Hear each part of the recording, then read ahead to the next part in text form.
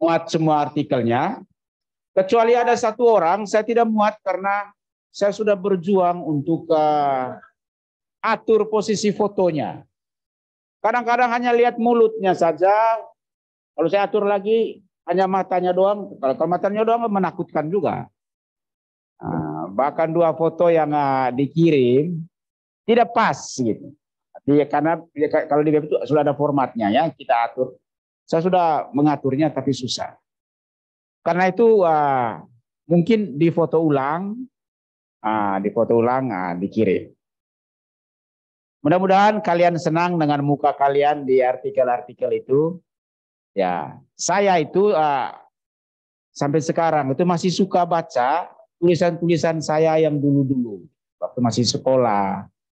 Nah, ketika saya membacanya itu ada rasa bahagia gitu. Bahagia dalam kok tahun 90-an kok saya bisa menulis seperti ini ya. Itu. Nah, saat kita melakukannya mungkin kita merasa itu biasa-biasa saja. Tetapi ketika kita melewati masanya, kita merasa bahwa ternyata kita hebat pada zaman itu. Itu ya. Nah, oleh karena itu tidak henti-hentinya saya mendorong teman-teman untuk berkarya. Karya dalam opini apa, mumpung ada kesempatan, ada peluang, ya, dikembangkan. Karena dia itu semacam stok kebahagiaan di masa depan. Saat lagi galau nonton video PPTI 12, saya pernah melakukan hal seperti ini, gitu. Atau buka web CB, saya pernah menulis seperti ini. Kalau kami dulu, saya anak asrama, sebelum tidur malam, kami wajib menulis satu refleksi, apa yang kami lakukan sepanjang hari itu, apa yang membuat kami senang, apa yang membuat kami tidak senang. Lalu kemudian di akhirnya kami merencanakan besok apa yang harus saya lakukan. Setiap hari. Jadi kalau saya pulang libur di Labuan Bajo, saya selalu buka lemari, lihat tumpukan-tumpukan tulisan tangan itu. Jadi itu adalah memori yang membuat kita itu senang, spirit semangat menghadapi hari ini. Nah, kalian kan sudah tidak ada tradisi itu. Tidak ada tulis diari lagi ya. Ya karena itu tulis opini, ya, bikin di YouTube, bikin apa, itu kenangan, memori. Itu adalah stok bagi kegembiraan Anda di masa depan. Ya. Sekali lagi terima kasih untuk artikel. Kecuali untuk Bapak friend di belakang itu, sebelum artikel mau dimuat, kalau tidak dimuat lagi, jangan friend lagi ke penama, bukan friend lagi, unfriend.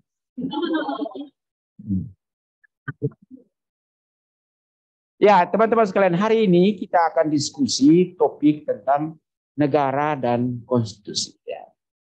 Mudah-mudahan nanti saya ada kesempatan waktu untuk menjelaskannya secara lebih detail. Tetapi saya hanya pada bagian awal ini saya hanya mau menyampaikan bahwa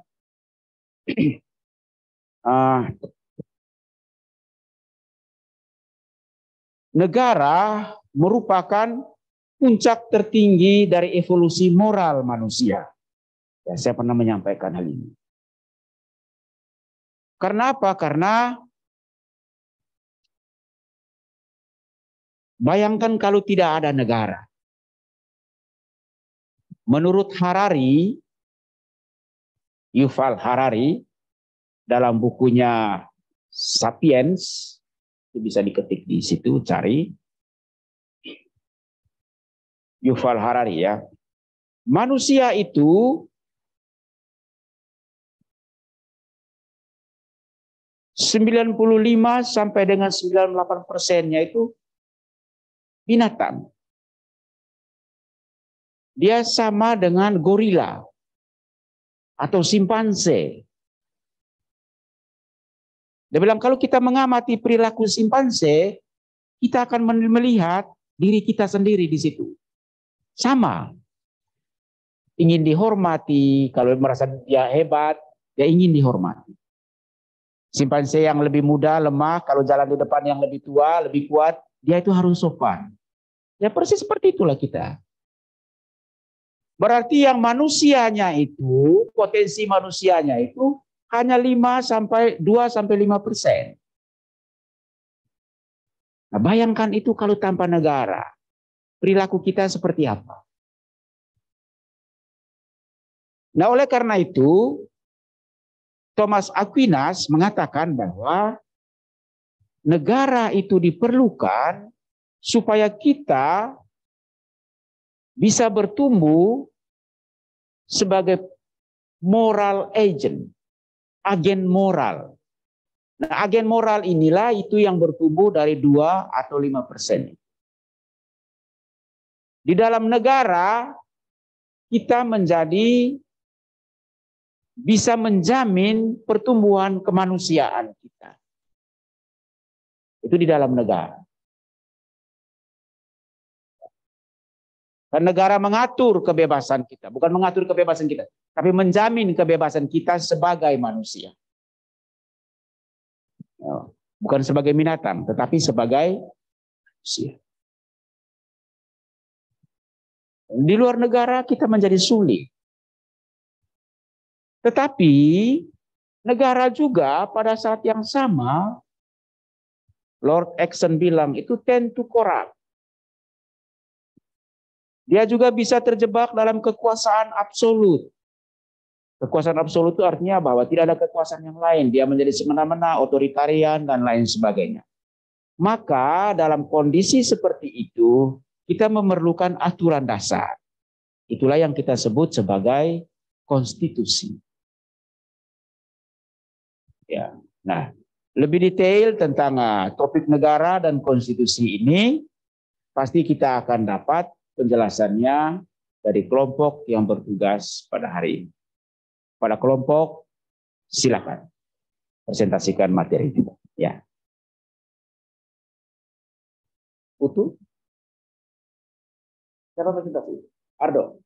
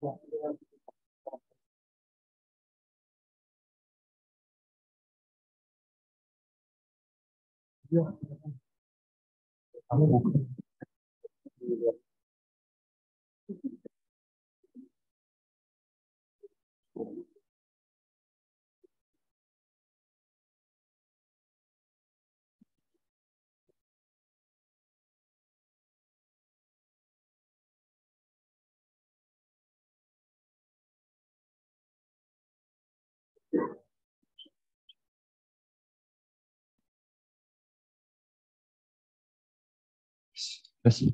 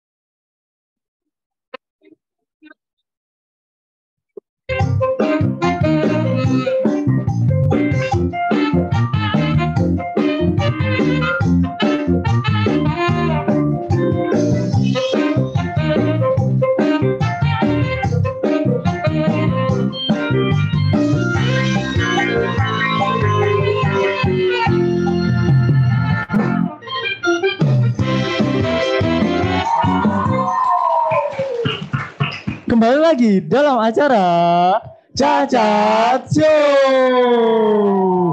Curhat asik bersama Ardo dan Dani. Nah, ini emang nonton kita hari ini luar biasa ya, pada semangat semua. Berapi-api semua nih kayaknya. Iya, membara semua, ini kebakar semua satu tahun. Emang luar biasa menonton kita nih. Nah, gimana nih kabarnya, Bro Ardo? Ya kalau dilihat-lihat tangan masih utuh ya. Kaki juga, telinga, mata masih lengkap, sehat semua dong. Masih wajar loh itu. Iya dong. Gimana, Calen? Puji Tuhan masih satu paket seperti Ardo. Tuhan.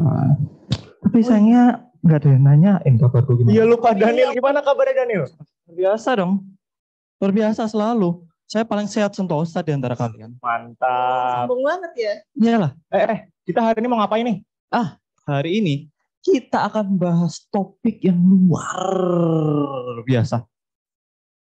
Pastinya tentang negara dan juga konstitusi. Waduh. Nggak lupa hari ini kita juga ngundang banyak bintang tamu. Minggu lalu pertemuan sebelumnya kita mengundang bintang tamu seperti Indra Pekap.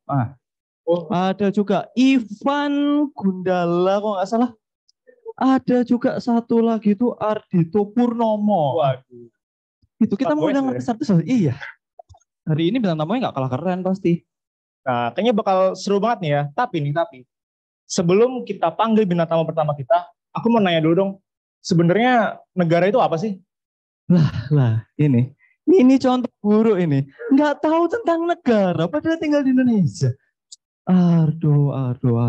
Sebelum tahu tentang negara itu apa?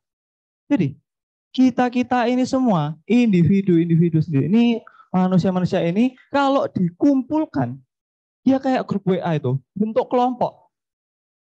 Bentuk kelompok, kayak grup WA. Dikumpulin orang-orangnya kayak bentuk kelompok itu. Nah, kalau kelompok itu ada interaksi satu dengan lainnya, itu akan membentuk sebuah ekosistem. Nah, kita ini masyarakat ini tinggal di dalam ekosistem tersebut. Dan ekosistem tersebut ya negara itu. Terus nggak lupa, negara itu struktur atau bangunan yang mengatur persoalan dalam realitas masyarakat. Jadi dibentuknya negara itu ya biar persoalannya masyarakat itu cepat selesai, cepat tuntas. Buat tujuan bersama. Nah, nggak lupa juga ada negara itu punya otoritas yang bersifat memaksa. Lah, kenapa kok memaksa? Ya biar kita itu jadi masyarakat yang luar biasa. Dia tuh maksa juga perilaku, mengatur sikap dan juga perilaku anggota negaranya. Biar kalau dilihat negara lain, ya kita sebagai masyarakat, wah masyarakatnya keren ya, pasti negara juga keren nih. Nah, gitu. Terus juga jangan lupa, terbentuk atas dasar perjanjian antar warga untuk membangun kerjasama. Demi apa? Ya mewujudkan tujuan bersama, target bersama. Dan nggak lupa, negara itu dibentuk kan bersama nih. Ya pastinya buat kepentingan umum. Nggak cuma buat satu orang. Nggak cuma buat satu orang aja, buat kepentingan satu orang. Ya enggak. Dan juga disebutkan metafora oleh Thomas Hobbes. Dia bilang, kalau negara itu kayak tubuh. Ada tangannya, ada kakinya, ada kepalanya. Dan itu semuanya dikontrol, ada otaknya juga. Itu semuanya saling membantu satu dengan lainnya. Dan layaknya negara, seluruh bagian-bagiannya itu, seluruh warganya itu saling membantu satu sama lainnya. Dan nggak lupa, ada yang mengatur, kayak tubuh manusia itu ada yang ngatur tuh. Yang ngatur ya otak.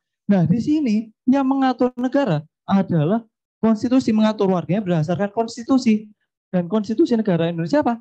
1945. Gitu doh. Masa nggak tahu? Nardo, Kalau boleh jujur sih masih bingung ya. Sebenarnya negara itu apa sih? Ini masih kurang paham nih sebenarnya. Masih nggak paham. Udah 2 slide gini nggak paham. Masih kurang. Butuh 10 slide jelasin. ya betul. 100 sih kalau bisa. Gimana? Kalian udah paham? Nardo kan saya udah bilang. Sama 2 orang kayaknya. Ini minta ganti host ini. Ada yang mau ganti ini nih, ganti ini nih. Nah, boleh. Aduh, masih nggak paham. Ya, lebih jelas nih ya. Bakal aku jelasin dengan bantuan abang-abang ganteng, keren, kece. Ada 5 orang ini. Nah, 5 orang ini jelasin tentang negara itu apa. Pertama, dari Friedrich Hegel. Dia bilang, kalau negara adalah hasil dialektika yang terjadi terus-menerus dalam kehidupan. Jadi perselisihan antara warga ataupun kelompok, itu tuh mereka mencari solusinya bersama dan terbentuklah sebuah negara. Selain itu ada disebutin sama ini Antonio Gramsci. Wah ini ganteng ini. Ini Pak idaman semua wanita ini. Lihat, wah rambutnya keren. Wah keren. Aku juga iri sih itu ya. Ya dia sebutin juga kalau negara itu sebagai suatu institusi yang memiliki hegemoni. Jadi negara itu punya pemerintahan yang kuat mengatur warga-warganya. Ada juga dari Plato. Wah ini jenggotnya Ardo sama kayak ini. Jenggotnya Ardo ini. Sama nih. Nah, dia juga bilang negara itu adalah perluasan dari setiap individu manusia. Jadi setiap masyarakatnya itu bebas di dalam negaranya, terbuka di dalam negaranya. Ada juga dari Pericles. Lihat ini. Helmnya ini ada 10 ini di kamar. Ini biasa dipakai buat motoran juga. Nah, dia bilang demokrasi sebagai sistem pemerintahan dan instrumen politik dalam negara. Nah, berarti hak warganya itu bisa menyampaikan hak-haknya pada pemerintah biar dicari solusinya bersama buat kepentingan bersama. Ada satu lagi nih dari Thomas Aquinas. Dia bilang negara diciptakan oleh kekuasaan ilahi Tuhan sebagai pencipta alam semesta. Dia percaya bahwa negara itu memberikan Tuhan yang luar biasa. Jadi sebagai warga negara, sebagai masyarakat, ya kita harus melindungi negara, menjalankan negara sebaik mungkin ya untuk bersama dan juga untuk Tuhan. Begitu. Masih kurang paham? Udah cukup kah? Kalau aku sih udah paham. Tapi kalau Charlene ini Gimana kurang nih ya katanya. Masa nggak paham? Udah lumayan paham sih sebenarnya sih. Cuma ya bingung aja, masih banyak. Masih kurang lagi. Butuh berapa cowok ganteng lagi? 20 itu jelas. Kurang 100 sih. Aduh, Jalen. Daripada aku pusing-pusingnya, kayaknya mending aku Ya juga banyak pixel tuh. Aduh, Bando. diskon. Aduh, Bando Hello Kitty itu cantik. Cantik lah dia lah. Boleh tuh. Boleh. Mau Mana duit? kurang duitnya? Kurang duit. Banyak banget duitnya.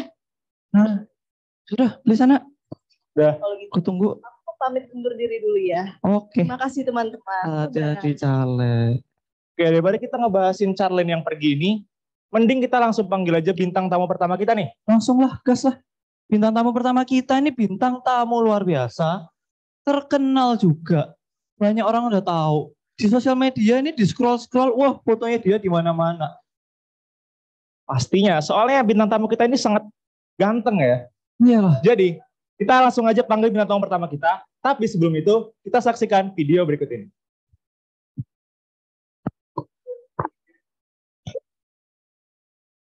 Siapa yang tidak kenal dengan DJ yang satu ini? Lebih sering dikenal dengan keseriusannya sebagai Jackson Jagung. Pria ini diam-diam magang sebagai DJ kondang. Memulai karirnya di dapur rumah tidak mematangkan semangatnya berkarir dalam bidang musik. Dengan gaya yang kekinian, keseriusan pria ini perlahan tergantikan dengan kejametannya. Mari kita sambut DJ Braikan. Siapa yang tidak? Berikan tepuk tangannya.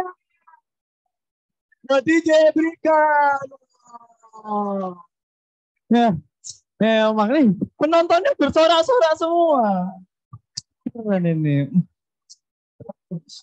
Boleh silakan. Aduh, makin kece aja tuh penonton masih bersorak-sorak. Gimana? Makin kece aja nih. Kalau nggak kece bukan DJ Brighton namanya. Iya dong. Wah, gimana kabarnya DJ Brikan? Baik-baik aja. Sehat semua keluarga? Untung belum ada keluarga. Belum ada keluarga. Kerjaan gimana? Kerjaan DJ-nya? Jelas. Sebelum kesini aja masih padat banget. Masih ke DJ dari lapak sebelah. Lapak sebelah. Wah, banyak yang nonton. Gak ada. Kayaknya jadwalnya DJ Braikan ini padat banget ya. Nah, tapi nih Pak, kemarin itu saya mendengar informasi yang kontroversial tentang Bapak. Bapak udah tahu belum nih? Informasi kontroversial. Nah, betul. Udah tahu belum? Aduh, saya aja nggak pernah dengar. Ini. Wah. Nil, kasih tahu Nil. Nah ini. Kita lihat langsung aja nih. Pak. Wih. Waduh. Gini Pak, kita punya satu foto lagi Pak, yang memastikan kalau ini pasti DJ Braikan. Yang satunya? Nah, ini mirip sekali itu Pak. Gimana ini? Itu dilihat Bapak itu sudah jaketnya sama, topinya sama, alat musiknya sama. Lihat, kompornya ini portable ya, ini bisa dibawa kemana-mana nih. Gimana nih klarifikasinya Pak? Ya, itulah kerjaan sampingan. Dari kecil udah gitu. Oh, dari kecil Bapak, dari umur berapa Pak? 5 tahun. 5 tahun udah DJ. Wah. Memang ya, semua itu harus dimulai dari yang kecil-kecil dulu. Iya. Kalau saya nggak gini nih dulu, saya nggak bisa sampai di sini sampai sekarang. Wah. Iya. Luar biasa sekali. Tahu ya, itu kenapa kok jagung ya backgroundnya? Aduh. Sebenarnya terinspirasi dari DJ, Jaksa Jagung. Oh, Jaksa Jagung DJ gitu. Emang ini panutan para warga, para semua orang ya dari kecil udah bisa cari duit dari 5 tahun nge-DJ. Berikan tepuk tangan buat DJ Braikan. Oke. Berhubung DJ Braikan juga udah di sini, mending kita langsung masuk ke games pertama yang namanya gambar penuh makna.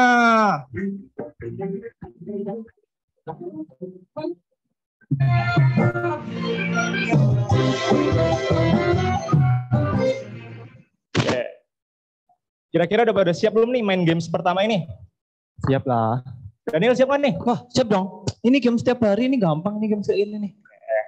Kalau emang segampang itu, saya akan jelasin dulu nih sebelumnya aturan dan juga cara main dari games pertama ini. Jadi, nanti saya akan kasih beberapa gambar di tampilan ini beserta clue-cluenya. Nanti saya juga bakal kasih beberapa penjelasan tentang clue ataupun jawaban-jawaban yang bisa membantu kalian nih, supaya kalian bisa menebak soal di sini. Udah ngerti belum? Udah dong. Gampang. Penonton ngerti belum nih? Wah. Ini ya. Oke. Kita langsung masuk aja ke soal pertama. Nah, ada yang tahu nggak ini? Apa nih? Sebelumnya, clue-nya itu jawaban dari soal ini berkaitan dengan suatu istilah yang berasal dari bahasa Prancis. Ada yang tahu nggak nih? Kalau dilihat-lihat ada pocong, Iron Man. Pocong terbang bukan? Waduh, Aduh. sayang sekali masih salah. Bapak Daniel gimana? Apa ya? Yang kiri itu saya pernah lihat itu kayak wajah persis kayak teman saya itu. Mungkin dari namanya ya. Berlans. Ini Tony Stark. Jadi mungkin Belam Stark. Kayaknya itu Belam Stark. Mohon maaf masih salah ya. Oke, mungkin saya tanya ke penonton kita nih. Bapak Zakaria Berlam. Kira-kira jawabannya apa? Itu ada MMN dan ST. Mens. Sangat absurd sekali ya. Oke, ada yang bisa nebak nggak nih? Nah, saya udah mulai dapat pencerahan nih. Saya keinget teman saya waktu masih ada nih.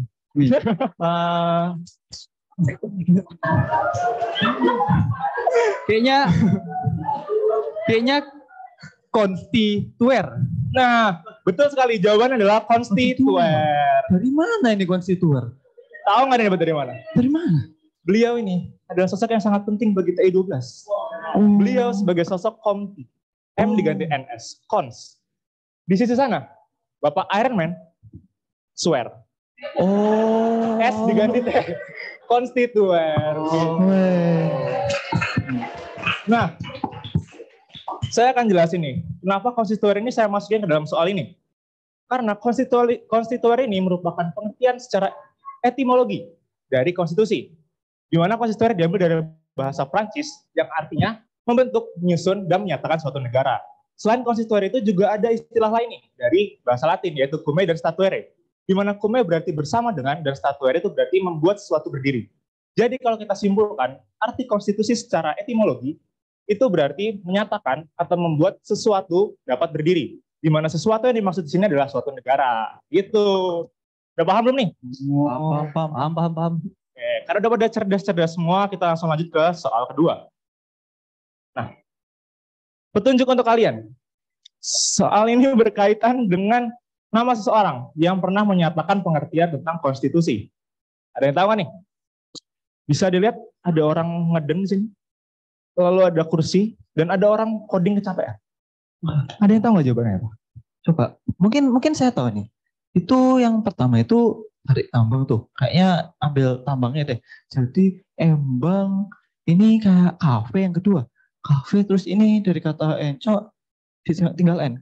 Embang kafe n. Anda kebanyakan minum kopi. Iya, Oke, jadi mana kalau dijebrekan? Kalau kata saya bukan tambangnya yang diambil, Apa? tapi tariknya. Di Erik Barbar. Bapak Erik memang barbar, tapi jawabannya bukan Erik barbar. Gimana? Ada tebakan lain? Mungkin saya tahu deh ini. Mungkin benar tadi. Erik ini bar, ini n. Erik Baren. Betul sekali. Jawabannya adalah Erik Baren. Tinggal tepuk tangan. Emang games gampang ini.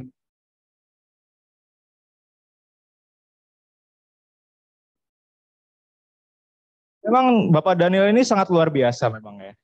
Meskipun cuma kadang-kadang doang. Oke.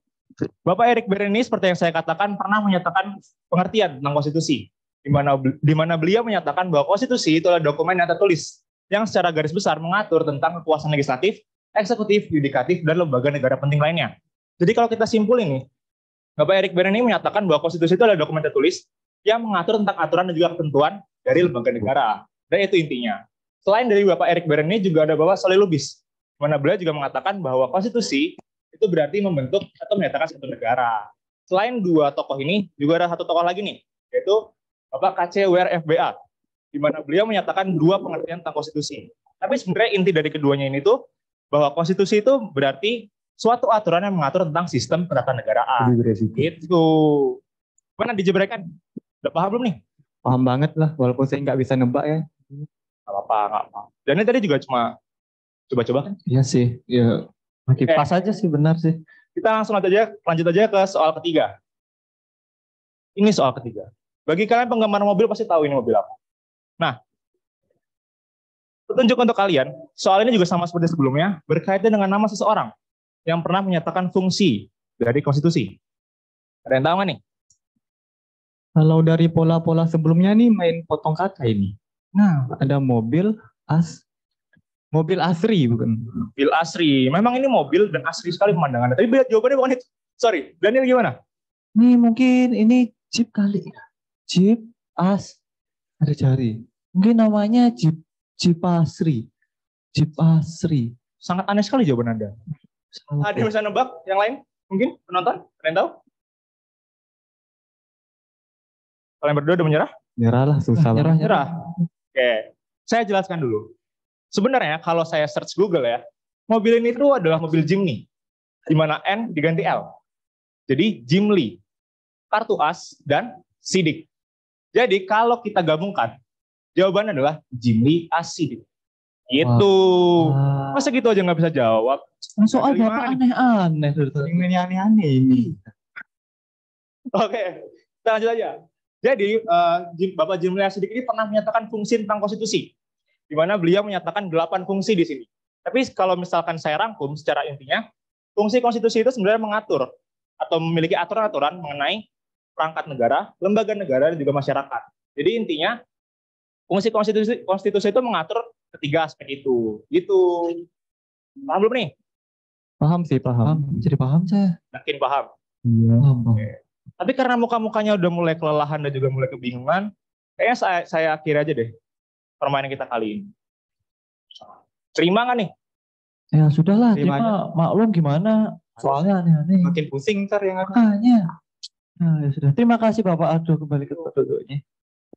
Nah, ini bintang tamu dari tadi udah datang langsung diajak games aneh-aneh nih, diajak mikir juga, kasihan. Nah, kita langsung ke topik kita hari ini, topik utama kita. Tadi udah bahas nih sedikit-sedikit ya tentang negara dan juga konstitusi.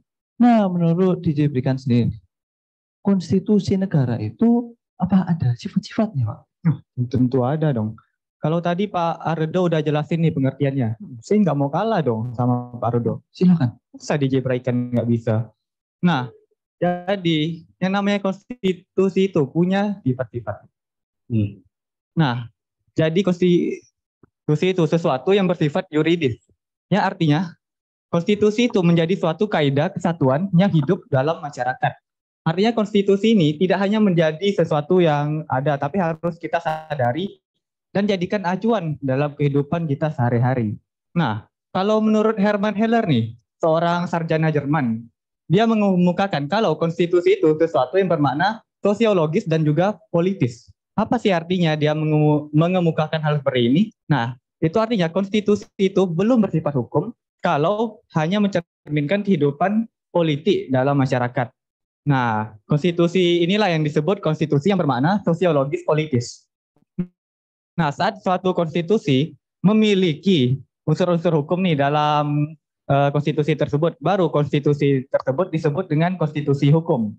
Nah, saat sudah menjadi konstitusi hukum, konstitusi tersebut ditulis dalam naskah dan menjadi undang-undang tertinggi dalam negara tersebut. Nah, kalau di Indonesia sendiri kan punya nih konstitusi yang menjadi undang-undang tertinggi. Kira-kira Pak Daniel tahu nggak apa yang menjadi undang-undang tertinggi? Saya tahu tuh.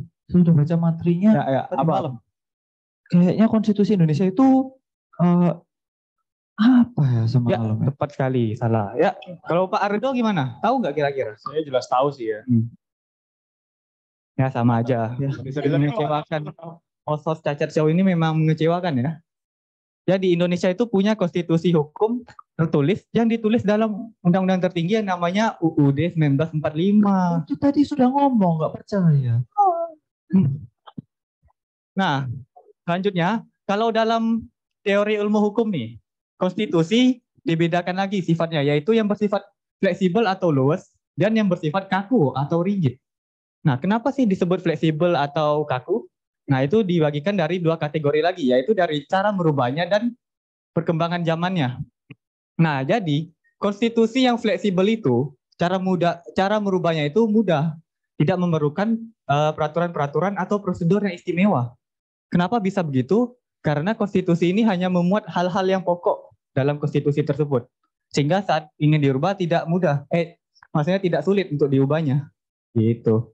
Nah, kalau yang kaku, bersifat kaku nih, kenapa disebut bersifat kaku? Karena konstitusi ini saat ingin dirubah memerlukan persyaratan-persyaratan khusus atau istimewa, sehingga tidak mudah untuk dirubah. Selain itu, di dalam konstitusi yang bersifat kaku ini juga memuat hal-hal yang tidak hanya hal-hal pokok saja, sehingga saat ingin dirubah cukup sulit. Gitu. Selanjutnya dari perkembangan zaman. Nih, kalau konstitusi yang bersifat fleksibel atau luas, itu mudah untuk mengikuti perkembangan zaman. Nah, tadi lagi, karena konstitusi yang fleksibel ini hanya memuat hal-hal pokok saja nih, makanya dia mudah untuk mengikuti perkembangan zaman di zaman tersebut. Sedangkan yang bersifat kaku atau rigid, memuat banyak hal-hal yang tidak pokok dan memuat hal-hal yang anggapannya ribet, sehingga tidak mudah untuk mengikuti perkembangan zaman. Nah, kalau saya tanya lagi nih, kira-kira UUD 1945 itu termasuk yang bersifat fleksibel atau yang bersifat kaku? Mungkin saya sudah baca ini materi saya malam. Seharusnya kaku. Nah, tepat sekali, minus 100 karena salah. Gimana kalau Pak Ardo? Ya, 0 poin karena udah jelas. Nah, jadi benar ya, kan kita udah sering dengar berita amandemen UUD. Sehingga UUD itu bisa dirubah tergantung kebutuhan dari negara. Nah, yang selanjutnya. Nah, sifat dari konstitusi itu dibagi lagi jadi dua, yaitu yang tertulis dan yang tidak tertulis. Konstitusi yang tertulis itu udah jelas seperti namanya, dituliskan ke dalam sebuah naskah yang menjadi undang-undang tertinggi dalam negara tersebut. Contohnya ya Indonesia tadi. Sedangkan konstitusi yang tidak tertulis nih, yaitu konstitusi yang tidak dituliskan ke dalam sebuah naskah dalam negara tersebut. Tetapi konstitusi itu dianggap sebagai peraturan tertinggi dalam negara tersebut juga. Biasanya di negara yang menganut konstitusi tidak tertulis ini seperti Inggris dan Israel punya peraturan perundang-undangan yang tetapi tidak dianggap sebagai konstitusi tertinggi, melainkan lebih rendah daripada konstitusi tidak tertulis tersebut. Nah, begitu. Saya kira ngerti nggak? Paham dong, pasti dong. Yang penonton semua paham juga kan? Mantap. Gitu. Emang ya. Orangnya udah kece, jawabannya juga kece. Berikan tepuk tangan buat DJ Berita. Tadi kita udah membahas hal-hal yang sangat kompleks. Tapi mohon maaf, saya harus potong dulu karena sepertinya bintang tamu kedua kita udah menunggu nih depan pintu. Wah, ya dong. Langsung saja, mungkin mari kita lihat video berikut.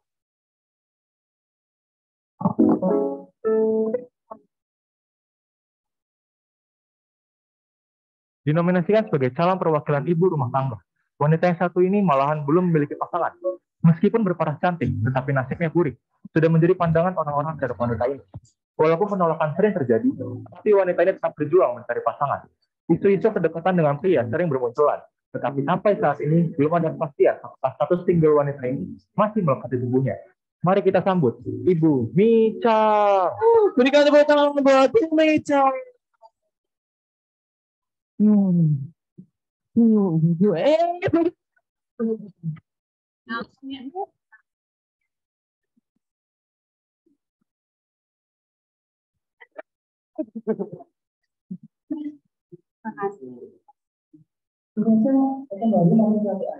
Iyalah, seperti biasa. Tadi saya habis nyalon itu di depan. Terus saya nyalon tuh berisik banget loh. Di samping tuh kayaknya ada yang nge-DJ gesek-gesek piring itu loh. Iya berisik banget, saya sampai terganggu loh.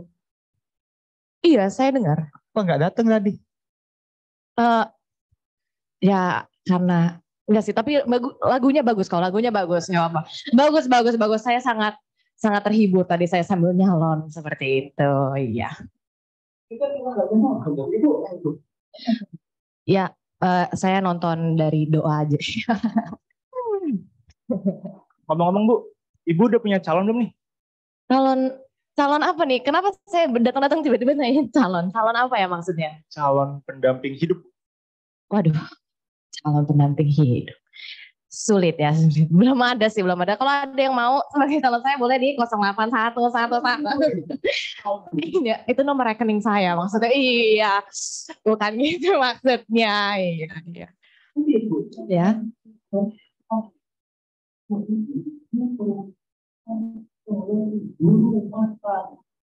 Iya, benar sekali. Walaupun saya belum punya suami, tapi sebagai menjadi perwakilan ibu rumah tangga itu saya sudah qualified banget ya, karena saya ibu-ibu, saya punya rumah saya punya tangga. Nah berarti saya sangat qualified gitu. Jadi semuanya tolongnya coblos nomor 17. Terima kasih semuanya, terima kasih. Ya. Saya belum ada loh pasangannya, rumah saya masih sendiri loh saya. Iya sendiri. Kenapa memangnya? Kita punya bukti Bu. Apa nih? Setahun ini loh.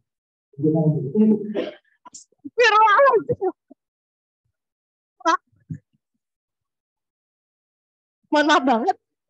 Saya bukannya gimana-gimana ya.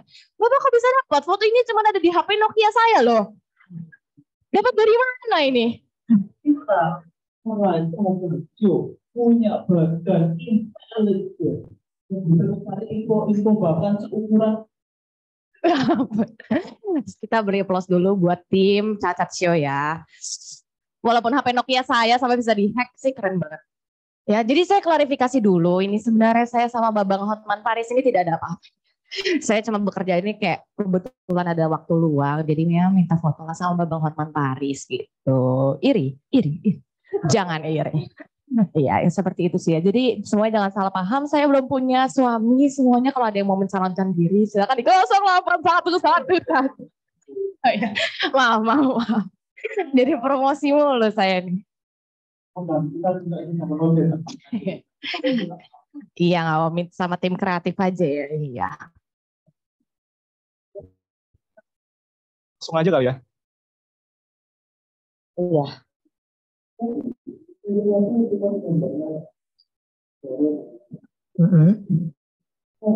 Menurut Ibu sendiri, Negara konstitusional. Berat ya.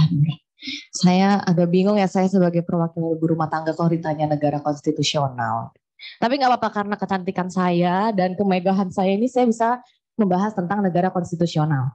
Nah jadi kalau negara konstitusional, kalian pasti mikir ada negara dan ada konstitusi.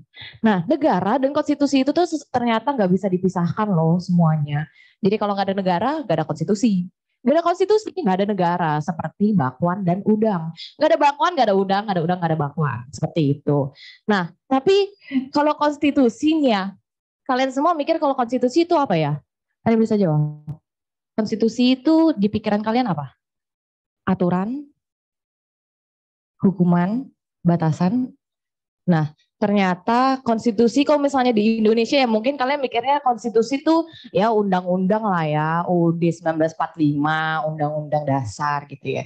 Nah, tapi konstitusi dan undang-undang dasar itu tuh berbeda loh teman-teman. Jadi konstitusi itu bukan undang-undang dasar, seperti contohnya negara Inggris. Tadi saya tuh belum lama loh habis dari negara Inggris, 10 tahun lalu saya habis dari dari negara Inggris. Nah, di Inggris itu tuh mereka nggak punya undang-undang begini loh, tapi mereka itu negara konstitusi.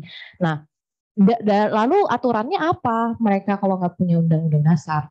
Nah, jadi aturan negara mereka itu adalah aturan dan prinsip seiring mereka hidup yang seperti misalnya contohnya Bill of Rights, Magna Carta, seperti itu. Nah, jadi konstitusi dan undang-undang dasar itu berbeda gitu. Nah, konstitusi tadi saya sebutkan kan, konstitusi pasti mikirnya aturan, batasan, hukuman mungkin ya. Nah, tapi kita sebagai rakyat mungkin kalau misalnya, oh nambah peraturan lagi nih, nambah konstitusi lagi, nambah undang-undang lagi.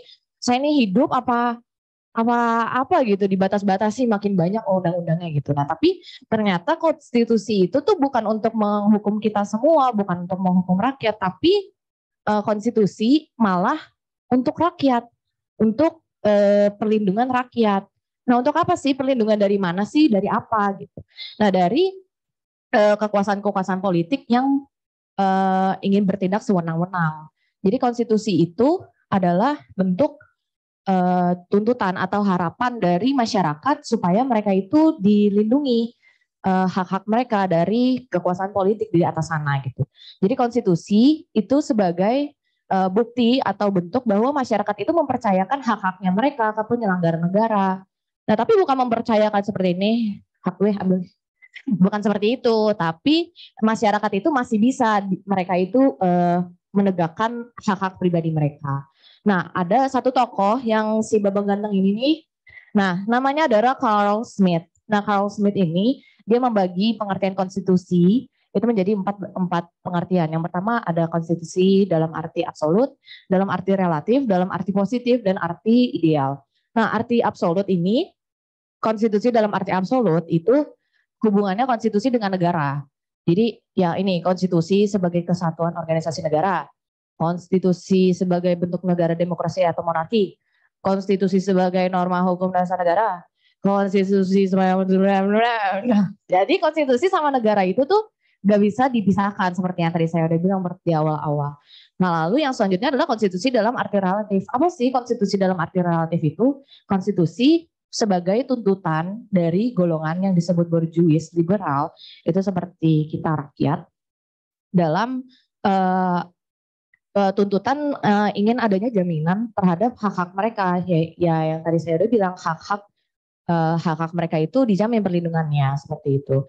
Lalu konstitusi dalam arti positif. Nah, konstitusi dalam arti positif ini adalah konstitusi itu merupakan keputusan politik dari seluruh negara, dari sebuah negara. Nah, jadi konstitusi sebagai keputusan politik tertinggi ini itu dalam artian konstitusi itu tuh berada di posisi paling tinggi di atas pemerintahan, di atas presiden, di atas apapun itu. Jadi konstitusi itu sebenarnya lah yang paling tinggi di dalam suatu negara. Lalu yang terakhir ada konstitusi dalam arti ideal. Dan dalam arti ideal konstitusi itu tuh sebagai idaman atau cita-cita rakyat. Nah, cita-cita apa sih Bapak Ardo? Apa cita-cita Anda? Punya istri 2 sama saya mau. Jangan. Jangan lupa gitu dong Pak. Kan saya jadi terpancing gitu. Nah, kalau Bapak Daniel nih, apa cita-citanya? Kapiten. Coba dinyanyiin dulu kapiten. Jangan. Nanti semuanya pada kabur ya, jangan. Nah, jadi konstitusi dalam arti ideal itu adalah sebagai cita-cita, sebagai idaman atau cita-cita rakyat. Nah, cita-citanya itu apa? Cita-citanya adalah mereka terlindungi hak-haknya, dijamin hak-haknya dari tidak disewenang-wenangkan oleh kekuasaan politik di atas sana, seperti itu. Lalu adalah muncul 2 pertanyaan. Apakah konstitusi yang tidak menjamin perlindungan HAM warganya dan mengabaikan kedaulatan rakyatnya itu bisa disebut sebagai konstitusi atau tidak? Terus negara yang menganut atau menerapkan konstitusi tersebut jadinya bisa disebut negara konstitusional atau enggak? Bagaimana menurut kalian? Apakah dia bisa disebut sebagai konstitusi dan apakah bisa disebut sebagai negara konstitusional kalau misalnya dia tidak memikirkan rakyatnya, mengabaikan rakyatnya? Nah, ini nggak ada orangnya apa gimana sih? Saya pulang aja deh. Jadi gimana jawabannya? Iya atau tidak? Tidak. Untung jawabnya tidak. Kalau iya saya salah. Nggak. Jadi benar ya jawabannya itu enggak. Jadi konstitusi yang mengebelakangkan rakyat, mengebelakangkan ham-ham rakyatnya itu nggak bisa disebut sebagai konstitusi lah. Yang ngapain? Masa negara malah rakyatnya dikebelakangi, malah kayak negara rakyatnya nggak diabaikan gitu. Nah, seperti menurut Daniel Eslev ini bilang bahwa kenapa sih Bapak? Ini beda ya, ini ada E-nya, Bapak kan nggak ada E-nya, Daniel biasa ya. Nah, jadi Daniel Eslev ini itu dia berbicara kalau negara konstitusi atau konstitusionalisme itu bisa disebut sebagai negara terbatas. Terbatas dari apa sih? Nah, jadi negara terbatas itu maksudnya adalah kekuasaan politik di atas sana, pemerintah itu, mereka itu dikelilingi dengan hukum-hukum yang jelas, hukum-hukum yang membatasi kekuasaan mereka. Sehingga negara itu bukan lagi memandang kekuasaan politik sebagai kekuasaan, tetapi sebagai wewenang yang diatur oleh sebuah hukum. Jadi nggak bisa sewenang-wenang lah kalau misalnya dia udah punya kekuasaan, udah punya jabatan di atas sana, seperti itu. Nah, ada satu kutipan atau satu pernyataan, government by laws, not by men.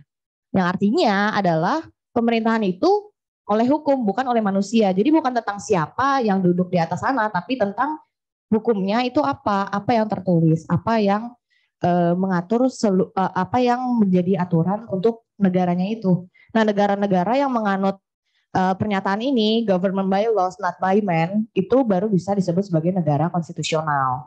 Seperti itu. Nah, ada beberapa tokoh-tokoh yang menyetujui juga nih tentang pernyataan ini.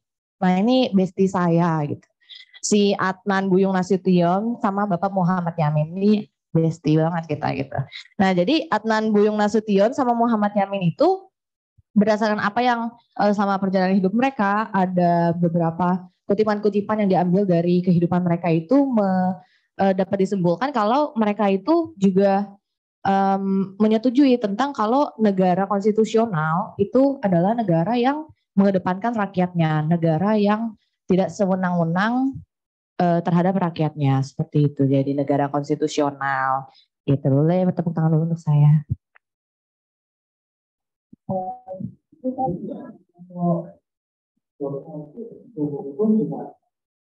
Makasih.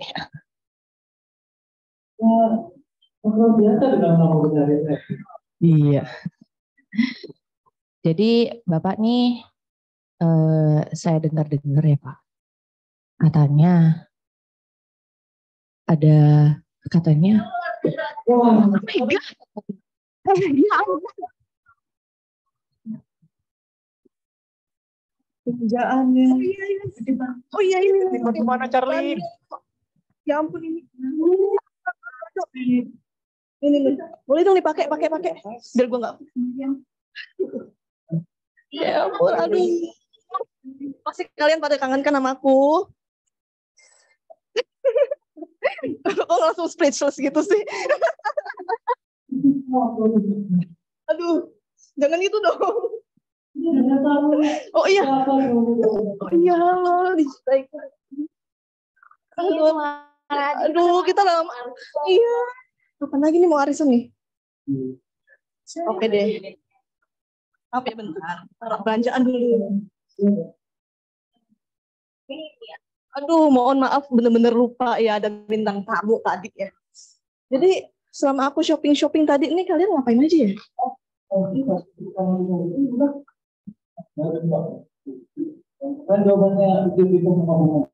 Wah, pasti pada capek banget nih, kan ya?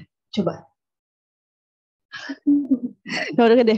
Kalau gitu daripada kalian capek-capek nih, mending kita refreshing aja yuk. Kita healing. Kita main games. Anjir. Anda nyolot ya? Kenapa ya? Temennya ngajakin game banyak nggak? Siapa temennya? Siapa? Namanya? Oh, ini siapa? Ardo ya? Oke deh, kalau gitu kita bakal main games banyak gaya ya. Boleh ditampilin?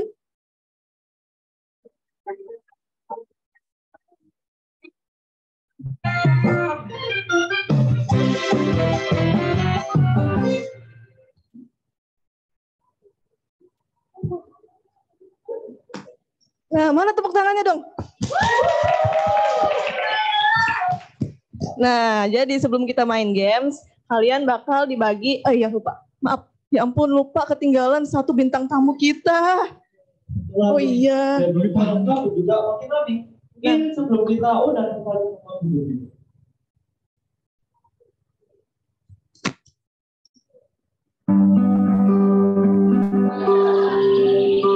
Berbicara tentang kayu bakar, siapa yang tidak kenal dengan pria yang satu ini? Merupakan anak Sumatera yang dari the one and only Mas Alfa Edison. Tersandung keluar dari jalur yang diberikan ayahnya, pria ini merasa nyaman ketika bergabung sebagai salah satu anggota dari Majelis Kentang dan Kayu Bakar, atau yang biasa disebut dengan MKKB. Tidak hanya bergulat dengan berkayu bakaran, tapi beliau juga gemar bersentuhan dalam bidang perkentangan. Mari kita sambut Bapak Hanson Thompson Alfa Edison.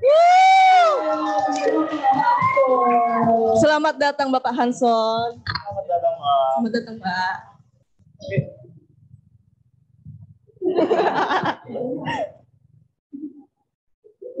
Aduh.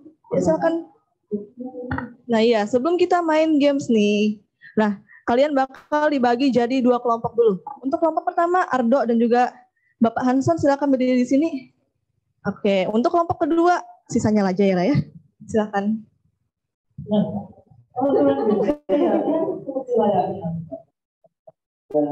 Yang satu akan menggunakan dan satunya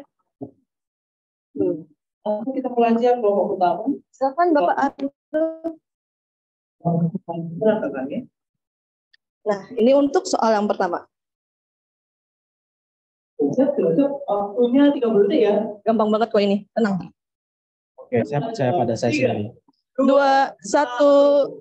Pingsan, tidur, turu, makan, berlari, bangun tidur, berlari, jogging, Jevan, bangun tidur, terus mandi. Wah, benar sekali. Tepuk tangannya dong buat Bapak Hanson. Iya, ini keren sekali ini. Saya bisa biasa soalnya nggak mandi. Oke. Mandinya malam. Oke. Silakan. Untuk soal kedua, udah siap Bapak? Mentalnya siap? Mungkin belum siap. Oke. Oke, berarti dimulai dari sekarang. Mencangkul, nanam ubi, nginjek orang, Waduh. nendang bola, Kenapa itu nih? mukulin orang, Ngapain nendang orang, nendang kepala? Kayaknya mukul mayat ya. Mukulin mayat. Nebang kayu, ngambilin kentang, injekin kentang, numbuk kentang, mukulin kentang. Main osu. Lem. 5, 4, Oh, 2, 1, waktu habis. sorry banget loh, Pak. Ya gimana sih Ardo? Kok bisa jawab? Apa itu? Lo coba apa? Jadi jawabannya itu bekerja di bawah penindasan. Dari mana itu Pak kerja? Iya, Itu. iya, ini bekerja kan. Saya kan MKKB. Jadi saya kerja di ladang. Oh, Iya. Gitu. Oh, penindasannya? War ya. Oke. Nah, yang tadi diperagain nama Bapak Hanson ini juga merupakan salah satu bentuk penyimpangan dari salah satu tujuan umum suatu negara, yaitu mengatur keteraturan dan kebaikan semua anggota masyarakat. Contohnya ini seperti melawan anarkisme, di mana anarkisme ini sendiri merupakan paham yang mempercayai bahwa segala bentuk negara, pemerintahan, dan juga lembaga-lembaga yang lainnya itu yang merupakan faktor penyebab penindasan di dalam kehidupan, sehingga negara, pemerintahan, dan juga beserta lembaga-lembaganya yang lain itu perlu dihapuskan, begitu. Nah, selamat untuk kepada kelompok pertama karena sudah menjawab satu pertanyaan dengan baik, mendapatkan 1 poin. Tepuk tangannya dulu dong. Nah, selanjutnya soal untuk kelompok. Aduh, ini tolong jangan kejang-kejang lagi ya kita.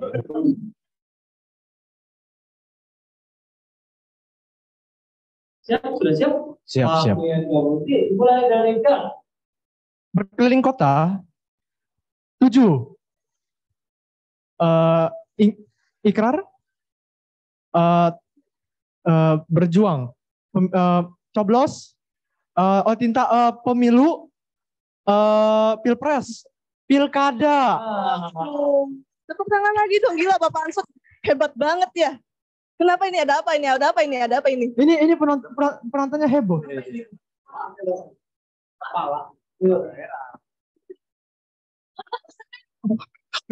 pilkada, kepala dah. Gitu. Nah, iya. Waduh. Kepala area ini ya jadi. Oke. Ini Maaf ya. sepertinya DJ Berikan ini sudah mengepalkan tangan ya. Aduh, jangan dong. Aduh. Sabarlah.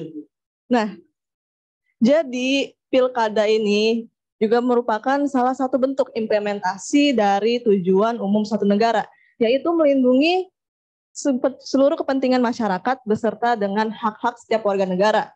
Nah, contohnya hak-hak warga setiap negara ini kayak tadi, pilkada, pemilu. Terus tadi yang udah dilakuin sama mahasiswa PPTI 12 tadi ya, pemilihan calon induksi. Seperti itu. Ada juga Tepuk tangan untuk Nicole ya kawan-kawan. Nah, ada juga hak-hak lainnya seperti hak untuk mendapatkan pendidikan yang layak dan juga hak untuk mendapatkan kebebasan dalam berpendapat. Nah, saya tepuk tangan dulu untuk kelompok pertama karena sudah mendapatkan 2 poin. Kelompok 2. Yang akan melakukannya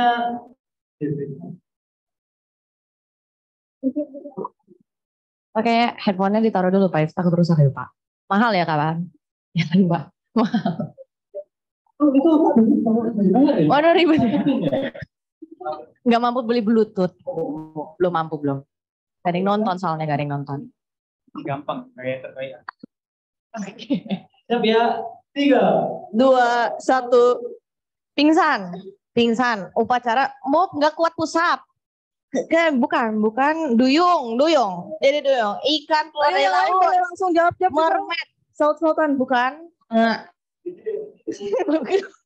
Push up nggak kuat, nge-gym nggak kuat bayar listrik. Apa ini? Ya ampun, apa sih? Kok penjajah? Capek, saya pingsan. Saya nggak kuat. Habis. Nah, coba Pak.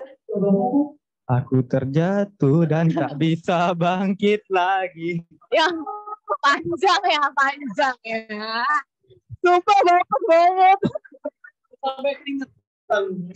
Ya maaf, ya maaf. Nah, oke deh. Karena kelompok 2 ini gagal menjawab pertanyaan pertama, jadi poinnya tetap 0 ya. Mohon maaf. Aduh, biji break kan jangan marah-marah gitu dong.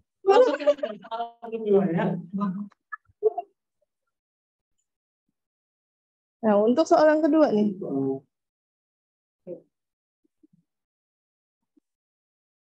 Ya, waktunya 30 detik. Mulai dari sekarang. Nunjuk, nulis. Ngajar. Ngajar semua. Pahlawan. Dosen. Oh, dosen ngajar PPT 12. Salah. Mahasiswa, dosen ngajar mahasiswa. Cepat sekali nih. Gila, Mas Bishan. Pintar sekali. Nah, jadi dosen mengajar mahasiswa ini merupakan salah satu bentuk implementasi dari tujuan negara Indonesia yang tercantum dalam pembukaan Undang-Undang Dasar 1945 pada alinea yang keempat, yaitu tujuan yang ketiga, mencerdaskan kehidupan bangsa. Nah, di mana tujuan ini tuh memiliki maksud tersendiri, yaitu untuk memastikan seluruh warga negara Indonesia mendapatkan pendidikan yang layak. Nah, begitu. Tepuk tangannya dulu dong buat kelompok kedua ini. Silakan. Berikan soal terakhir. Yang kali ini Yang benar gampang. ya DJ Break kan. Saya kalau nggak bisa jawab sangat. Oh ya, oke, siap. Waktunya 30 detik. Dimulai dari sekarang. Tembak-tembakan, time zone, ada Papua. TNI memeluk. Gak boleh pergi, gak boleh nyebrang, TNI nyebrang. TNI melindungi PPT 12. Kita mahasiswa, kita melindungi.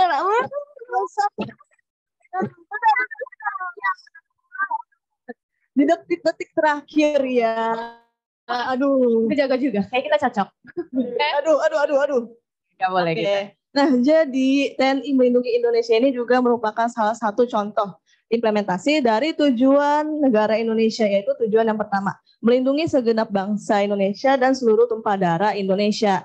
Nah, di mana tujuan ini tuh memiliki arti bahwa seluruh komponen di Indonesia, seperti negaranya, wilayahnya, rakyatnya, kebudayaan alamnya, dan masih banyak lagi itu pokoknya harus dilindungi dan dilestarikan. Nah, oke deh, boleh dong kelompok 1 ngumpul sini, jangan menjauh begitu. Oh, aduh, maaf ya. Nah, Udah dibayar loh. Untuk kelompok 1 2 poin dan untuk kelompok 2 poin. Jadi pemenangnya adalah kalian semua. Tepuk tangan dulu dong. Terima kasih ya penonton Nanti yang amazing. ditunggu ya hadiahnya dari dinner sama Mas Brichan ini ya. Yes. Iya. Makan jagung ntar ya. Makan jagung Jangan. kita. Oke deh. Iya, terima kasih sudah berpartisipasi dalam game. ini dari belum ada. Hanson. Aduh Pak, hati Pak. Enggak pindah Pak, enggak pindah. Bukan pindah, otak Anda yang pindah.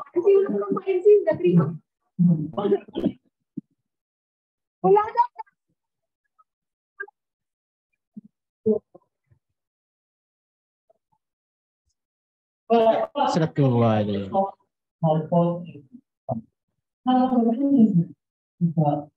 Ini satu kelompok. Ya, itu bapak saya. Jadi bapak saya buat listrik, saya buat kentangnya. Itu kentangnya nyala. Iya, jadi dia bisa menyalakan bola. Oh, oke. Itu rahasia industri. Oke.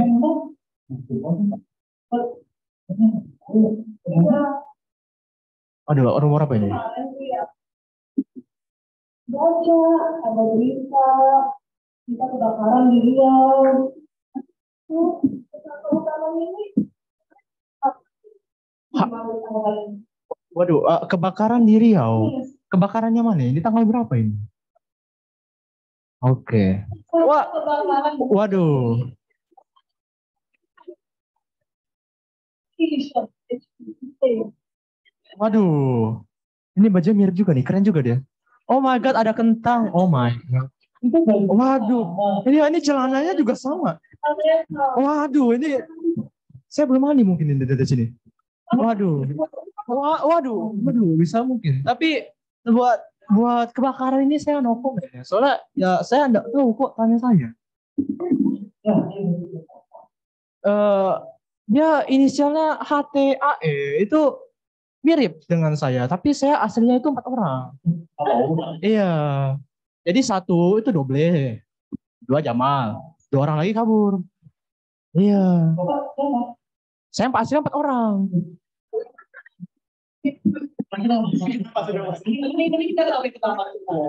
Oke, daripada bingung sih. Iya.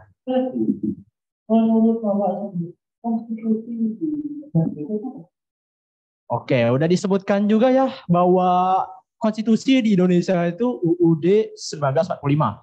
Tapi untuk lebih jelasnya lagi, biar saya di sini nggak duduk lalu pergi, saya, belum. Saya di sini karena nggak punya pengalaman seperti mereka yang cantik dan ganteng ini.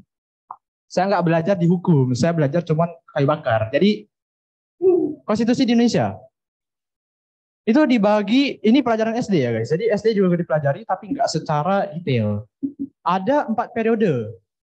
Yang pertama itu periode pertama pada 18 Agustus 1945 itu sehari setelah kemerdekaan Indonesia. Itu periode pertama ini ditetapkan oleh PPKI dari sidang. Itu dia konstitusi UUD 1945. Udah ditetapkan di sini.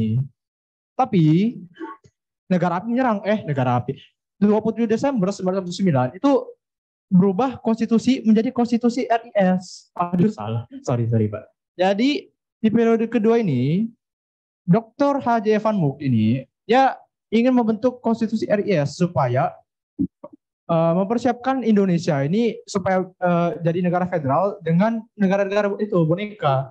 Jadi intinya Belanda ini masih pengen punya pengaruh di Indonesia, padahal udah merdeka. Jadi di sini itu ada yang terkenal namanya konferensi meja bundar, pasti udah tahu kan ya. Jadi di konferensi meja bundar ini mereka menyetujui bahwa RIS dan Belanda ini punya hubungan Uni Indonesia Belanda yang diketuai oleh Ratu Belanda. Jadi kita udah merdeka, mereka pengen menguasai, jadi terpecah belah Indonesianya itu. Dan lalu perpecahan. Dan akhirnya di periode ketiga ini berganti di 17 Agustus 1950. Jadi di periode ketiga ini pemuda seperti pemuda biasanya hanya bisa mengeluh. Jadi mengeluh, mereka nggak maunya NKRI. Jadi dari RIS ini untuk menjadi negara kesatuan itu masih belum seimbang, masih berantakan. Jadi dia di UUD 1950 ini masih bersifat sementara. Jadi pada periode ketiga ini politik ini kacau. Di mana ada juga 7 kabinet. Kabinet Natsir, Sukiman, Wilopo, Ali Sastroamidjojo, Burhanuddin Harahap, Ali Sastroamidjojo kedua dan juga Juanda. Jadi di periode ketiga ini kacau politiknya. Tapi pemerintah ini juga harus bertindak cepat biar politiknya itu bisa berjalan lancar lagi.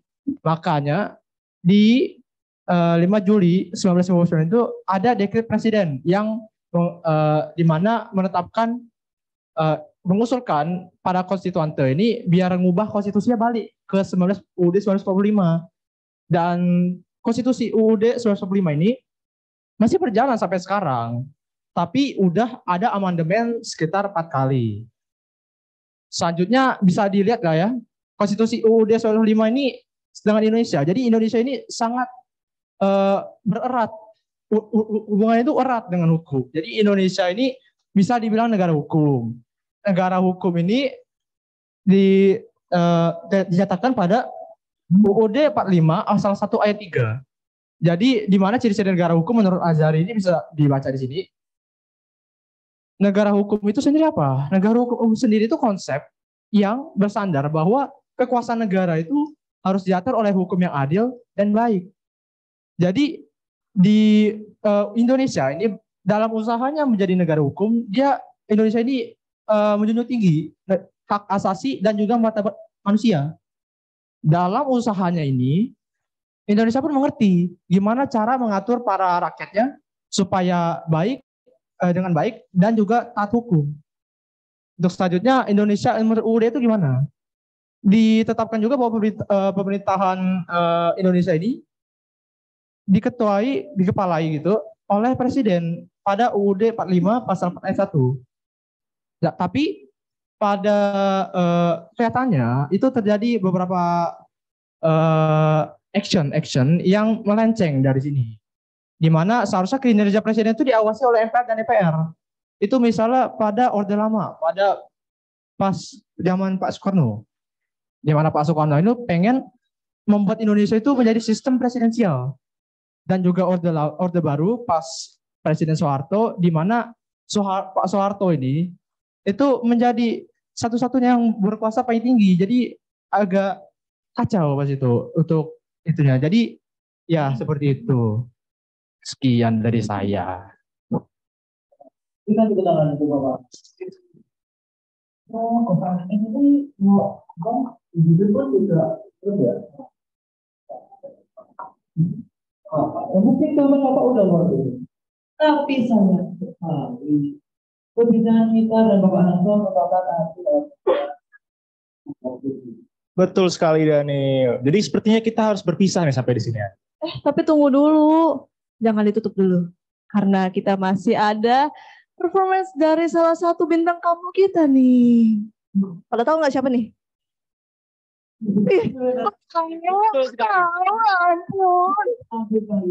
Flashlight siapin ya, siapin. Flashlight kalian.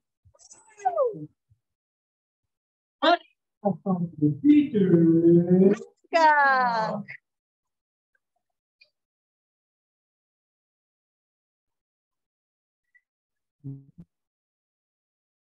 Siapin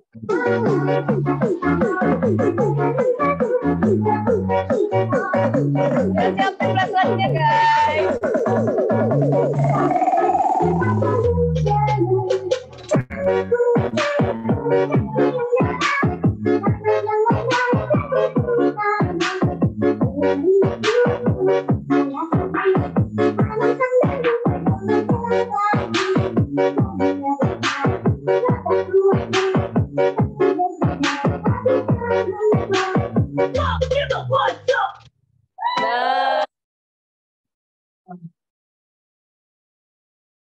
Kan presentasi dari kami, maaf ya.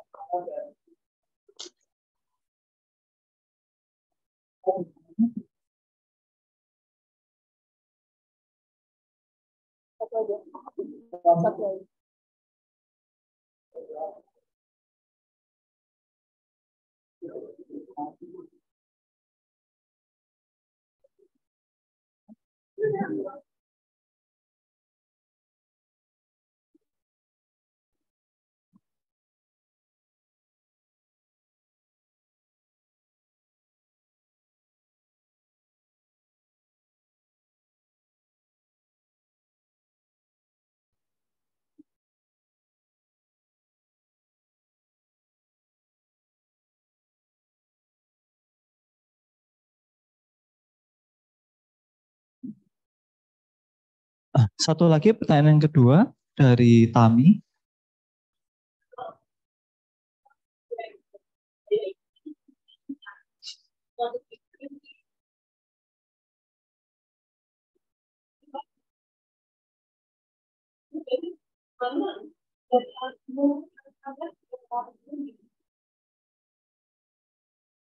Terima kasih Tami. Ada yang jawab?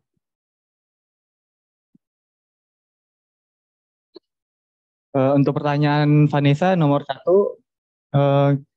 kira-kira kenapa negara bisa punya konstitusi yang tidak tertulis ya? Kalau menurut saya negara-negara yang punya konstitusi tidak tertulis ini biasanya negara-negara yang udah hidup berdampingan dengan konstitusi tersebut. sejak dulu, yang mereka hidup, tumbuh, dan berkembang dari dulu dengan konstitusi tidak tertulis tersebut. Nah, biasanya konstitusi tidak tertulis ini biasanya berisi nilai-nilai atau norma yang udah mereka anggap sebagai acuan mereka sejak dulu, walaupun nggak tertulis. Kira-kira itu dari saya. Terima kasih.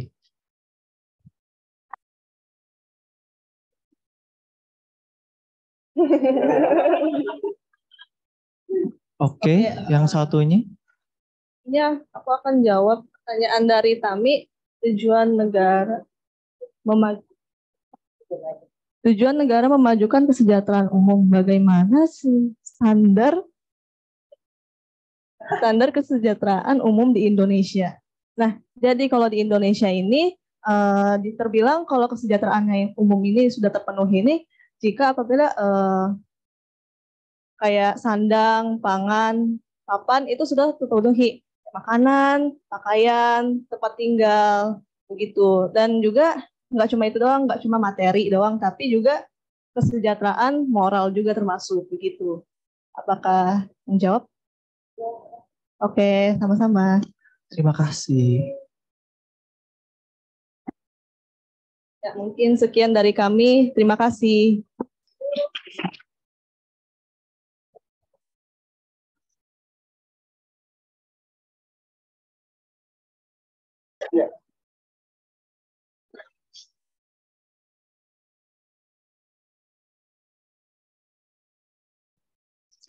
Ya, kita beri tepuk tangan sekali lagi untuk kelompok. Jadi kelompok ini tidak hanya mempresentasikan materi, tetapi juga menghibur kita. Ya. Jadi ya teman-teman sekalian, nah hal baik dari presentasi hari ini adalah bagaimana kita belajar bahwa sekolah itu adalah permainan. Jadi belajar itu adalah bagian dari hidup ya. Hanya kita kurang terlatih membiasakan diri bagaimana kita belajar sambil bermain. Dan kelompok pada hari ini memberi kita inspirasi bagaimana di hari-hari yang akan datang kita bermain sambil belajar ya. Saya tidak punya keterampilan seperti itu, tetapi saya hanya bisa memberi kesempatan kepada Anda untuk menciptakan itu. Ya. Jadi sekali lagi terima kasih ya untuk kelompok. Jadi saya memberi nilai sangat-sangat baik ya. Tapi ingat baik, mereka juga sedang menghukum kita. Artinya mereka juga bisa menjadi standar gitu. Dari kelompok-kelompok yang lain harus bisa menciptakan sesuatu yang baru ya. Tidak ada yang berat ya. Ya. Menarik tadi pertanyaan dari Tami, tetapi dia ke toilet lagi. Standar dari kesejahteraan umum ya. Dan sudah dijelaskan oleh Charlene itu sandang, pangan, papan dan lain sebagainya. Itu jawaban yang standar ya. Jadi standar sandang, pangan, papan. Itu standar dari kesejahteraan. Nah, kita juga bisa menjawab pertanyaan ini dari perspektif tentang hak-hak warga negara yang diatur di dalam konstitusi. Ya. Sekurang-kurangnya ada 3 hak warga negara yang diatur di dalam konstitusi. Pertama itu adalah hak sipil. Hak sipil berkaitan dengan kebebasan berbicara, kebebasan berpendapat, kebebasan mengekspresikan keyakinan, kebebasan untuk berasosiasi, berkumpul dengan orang-orang lain. Ini adalah bagian dari kesejahteraan. Kalau Anda dilarang misalnya untuk berekspresi, Anda sejahtera, merasa diri bahagia atau tidak? Pasti tidak merasa bahagia. Karena itu hak sipil itu adalah bagian terpenting yang diatur oleh konstitusi.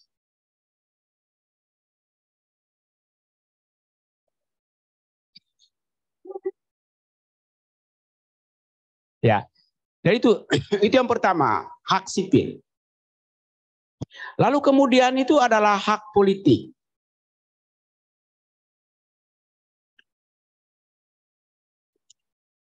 Hak politik.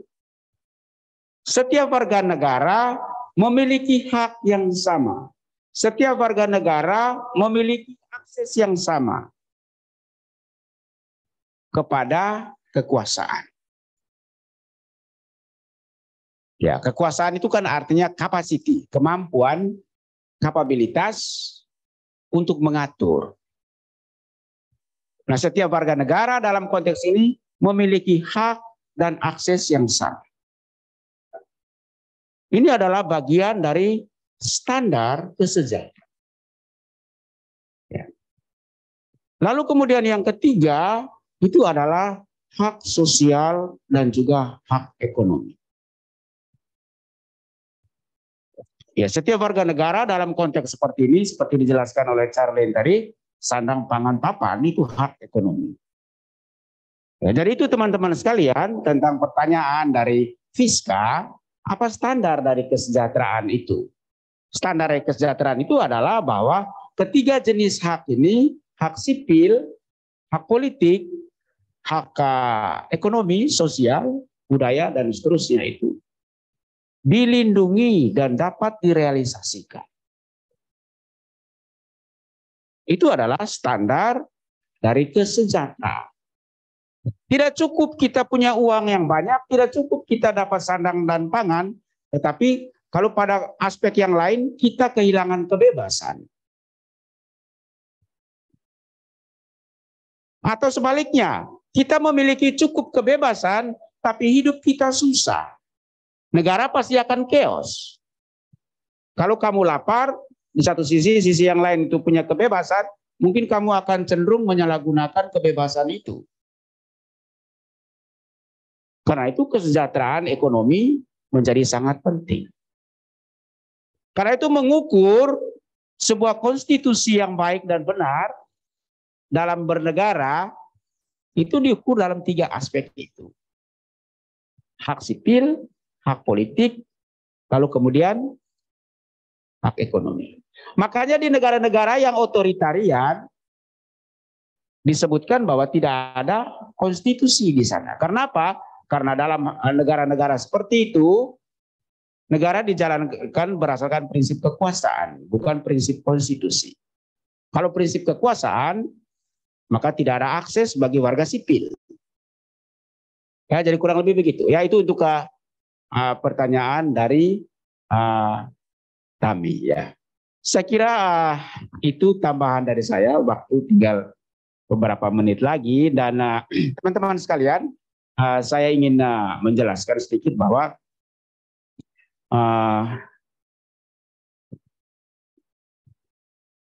Plato mengatakan bahwa negara itu adalah perluasan tubuh manusia.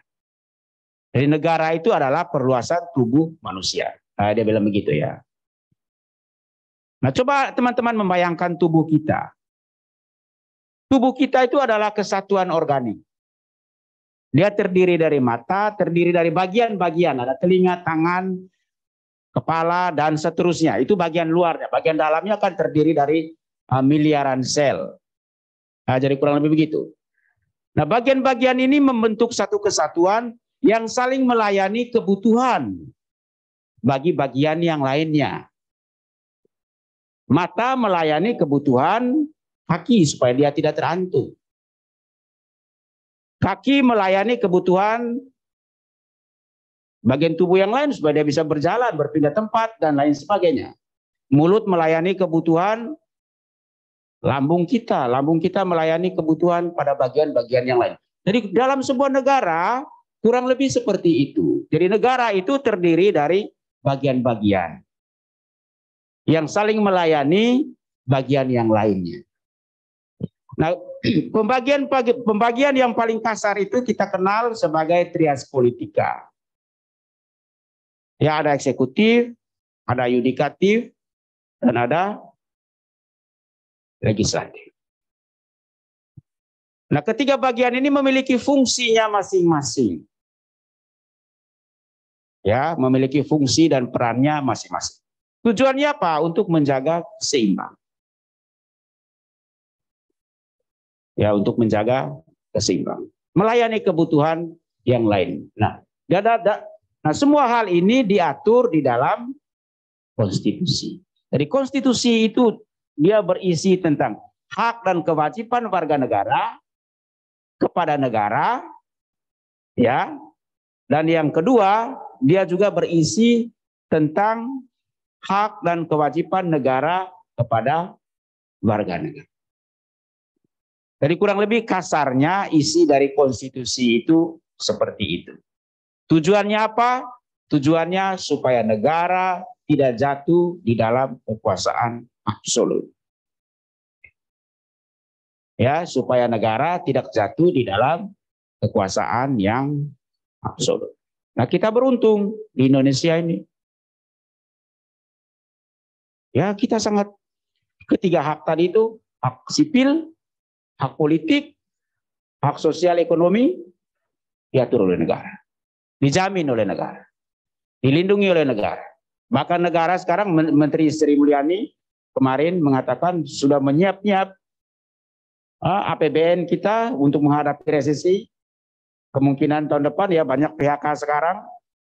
Ya kan? Nah, negara sudah menyiapkan strategi untuk memberikan bantuan sosial. Itu jaminan sosial. Nah, kalau negara tidak ada, siapa yang menjamin kita? Ya, itu tambahan dari saya. Kita sudah korupsi beberapa menit. Jadi terima kasih banyak sekali lagi untuk kelompok dan untuk partisipasi kita semua pada hari ini ya. Oke, Michelle Angela ini punya bakat ya untuk temani Sule ya. Temani Sule, oke. Ya. Mari kita tutup kegiatan kita dengan doa penutup. Silakan. Siapa? Tukang doa? Ya. Bukan tukang doa, ya. Pengangkat doa.